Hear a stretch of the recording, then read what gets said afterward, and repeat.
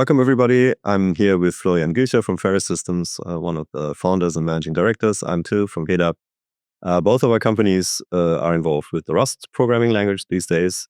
And we thought we'd get together and explore a little bit how both of our companies and us two personally got to this point and why we're doing Rust, because it might be relevant to some of you.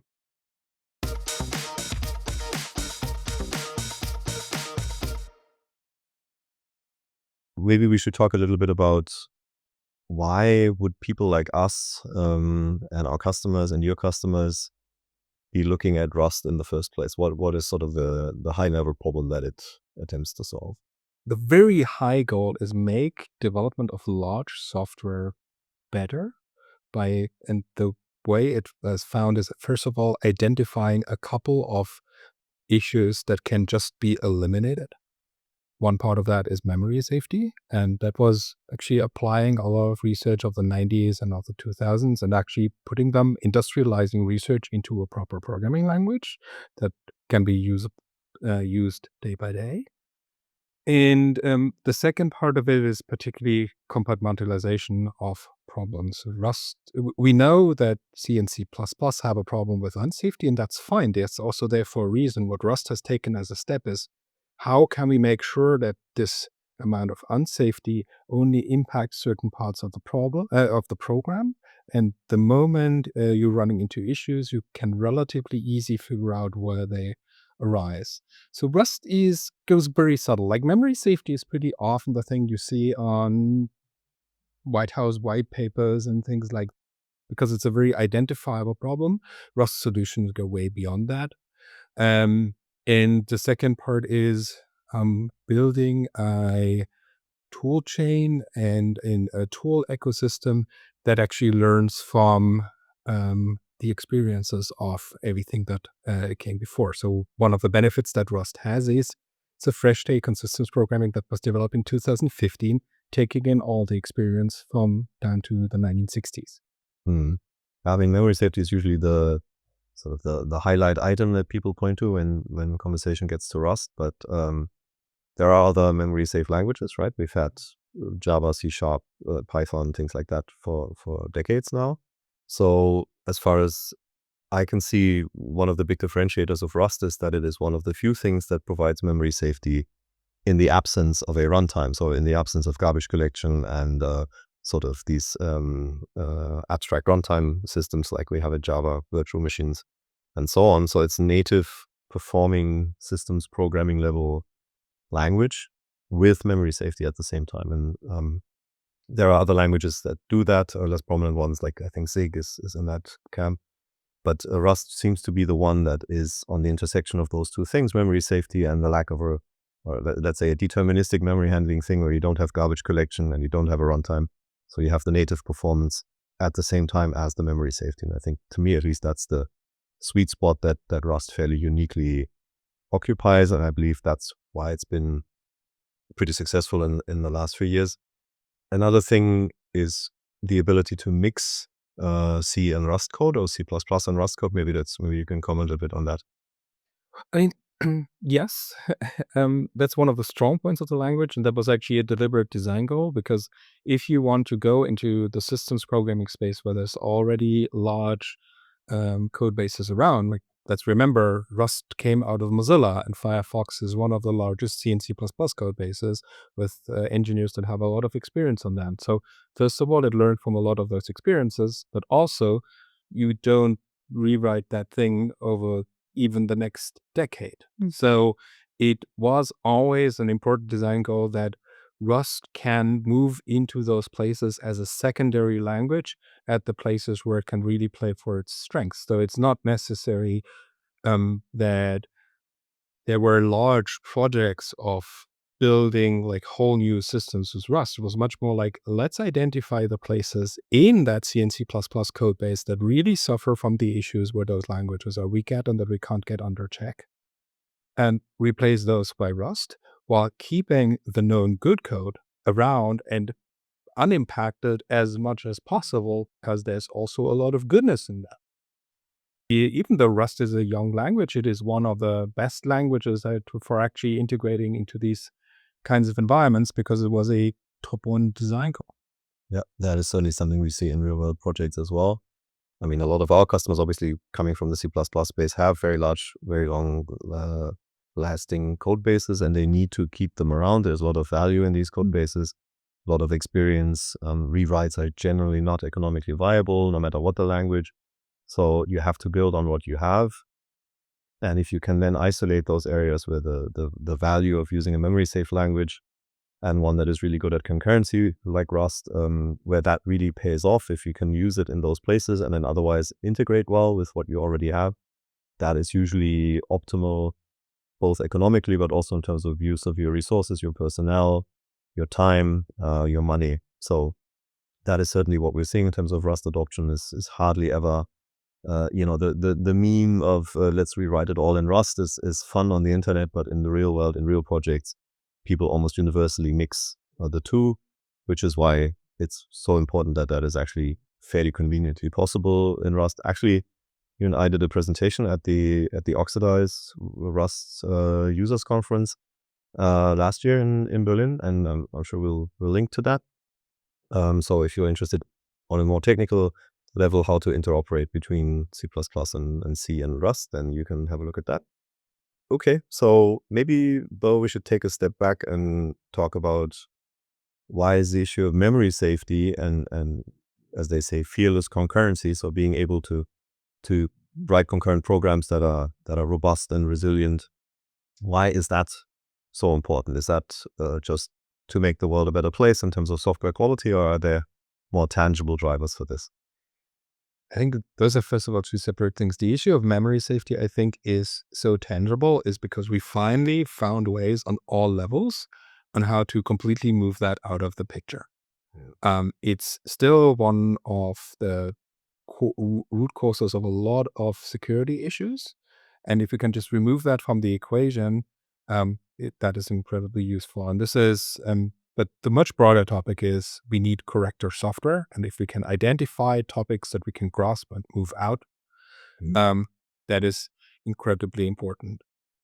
Fearless concurrency, we found, is a little bit, it's technically interrelated, but we see from the user side, the approach is very different. What we see in concurrency is a problem of, if you write a concurrent program right off the get-go, there are approaches and solutions, but the biggest problem we see is that very often people start with single non-distributed programs, and then they start distributing them, which means you have to go through the whole program again and figure out whether all kinds of sharing between all of those different components are actually concurrency safe. And this is a pretty much unmanageable problem. And we've seen this practically in projects where people have tried to parallelize a larger existing code base, and they have multiple times stopped doing that project because they couldn't get the niche issues out. Rust has a very good knowledge around all of these issues. So the moment you're taking a single-threaded Rust program and you're putting it on multiple threads, the compiler will immediately yell at you at all the places where it isn't possible and where it isn't safely possible. That means the difference is between, I need to make the checklist, need to make that reliably and make sure that I've called all cases, to the compiler writes me the checklist and I just check the boxes. And that's a pretty substantial benefit that we see. You can start writing a program in without your head in multi-threading, multi-core, things like that, and just get the problem solved, and then parallelize it. And the language still supports you and has facilities to help you along that process. So it is much less a safety issue, although those bugs will probably materialize as a safety. But very often we see that people even don't take the step of parallelizing because of the fear of all the unknowns that they may run into. And the whole idea behind this fearless concurrency is precisely that, well, we'll tell you where it breaks. Yeah. And then you check off those boxes, and so you've got a multi-threaded program. And in a world where everything has multiple CPU cores, even embedded devices these days have 2 or 4 or 8 cores. Just to efficiently load those, also from an energy point of view, it is critical that you can do things in parallel and use all of those cores. And if you're going into cloud workloads where that is even more of a scalability issue, it's important to be able to do that, as you say, when you have to start scaling these sorts of programs.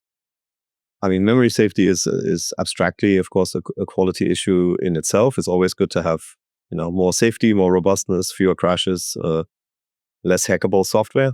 But in the current age, with geopolitics being more messy, with there being more fear of cyber crime and also corporate espionage, there's increasingly also just a regulatory pressure on these things to the point where non-memory safe languages are almost being vilified in communication by the White House and places like that.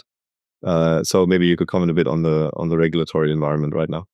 So when you say vilification, that is actually something I observe, but that I'm not very happy with, because the one thing regulators are saying, like, please improve your engineering posture, because we are seeing problems there, and we regularly seeing problems in our software that's being delivered to us that boil down to memory safety.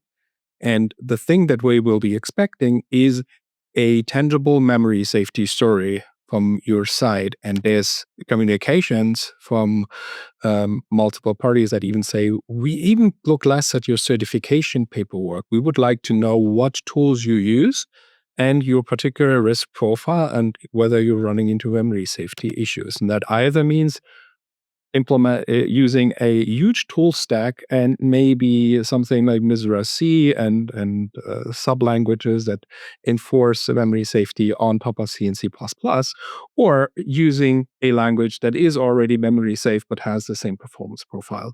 It is pretty purposeful that you rarely say C and C++ mentioned in these places, because actually the regulators are very mindful about C and C++ code bases are around.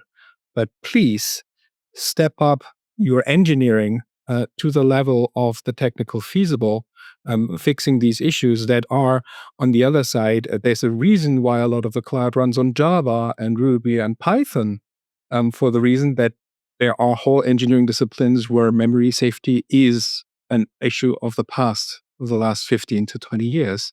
And I think the most important thing is not to have these conversations in the details, because yes, someone will tell you that in the abstract, Java also has memory and safety issues. In the practical day-to-day project, pretty rarely. And this is, I think, also a deciding factor when you have to talk about your C and C++ code bases. I think it's incredibly important to be very honest to oneself on how often do we run into those problems. Yeah, that is very true. And what is important to us as C++ people is to recognize, of course, that there is progress on the C++ front also in terms of memory safety, robustness, resilience, concurrency, all of these issues, because, of course, it is possible and desirable to also improve practice around C and C++. That's something we are certainly involved with. And all of those initiatives are worthwhile, and we support them. And it's also true that you can't just pick Rust for everything and magically solve all the memory issues. Again, there are hybrid code bases. They're the norm, and they will be hybrid code bases for a long time. So it's important to not just declare the problem solved by use of Rust in basic principle, but rather continue to work on making C and C++ based software better, because we will live with them for a very long time. And if we will write new C++ code, I mean, we certainly do every day. And we obviously try to make it as good and as robust and as memory safe as possible. And with best practices, it is in fact quite possible to write good and safe C++ code. Rust does it better by default, I would say. So it's worth looking at and exploring the other benefits. But it is equally important to continue to improve the practice around C++. And that's something that as a company we're definitely doing.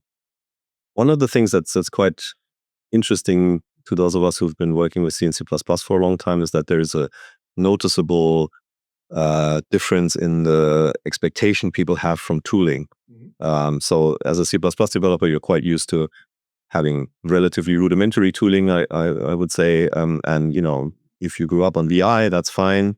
But if one works with Rust, it's quite noticeable that the tooling is much more of an emphasis. It's much more cohesive, more pleasant, I think, for most people at least. So is that something that is by design? So was that part of the design goals of the language? Yeah, tooling is actually one of the main focus points at the beginning. And one of the reasons was Rust isn't a conceptually simple language at first. There's a certain, as with all programming languages, once you grok the core of it, it gets easier. But one of the things is that Rust puts two concepts, the often quoted ownership and borrowing, very much upfront, and you need to learn them immediately. And our way of making that process easy for people is, first of all, making sure that the Rust toolchain always, since day one, installs well. That keeps the stress level down. Everything works immediately.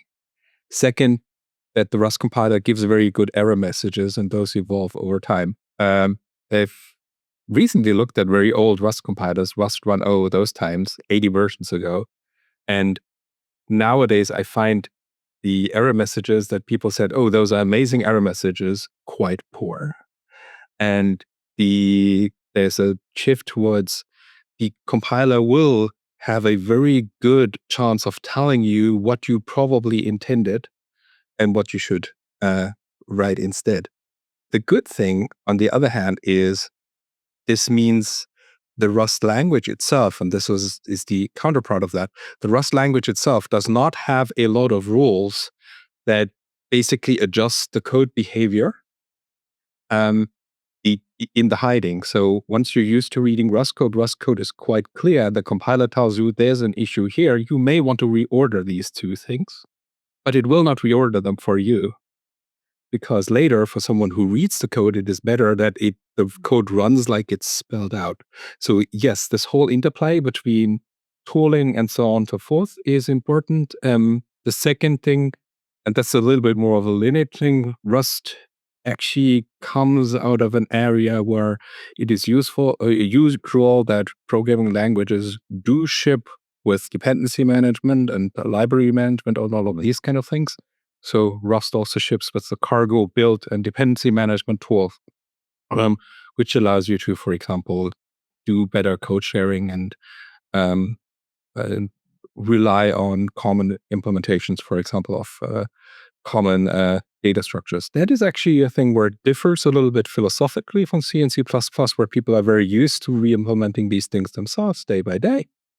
And I don't want to say like this practice is better or this practice is good. Both of them have their strengths.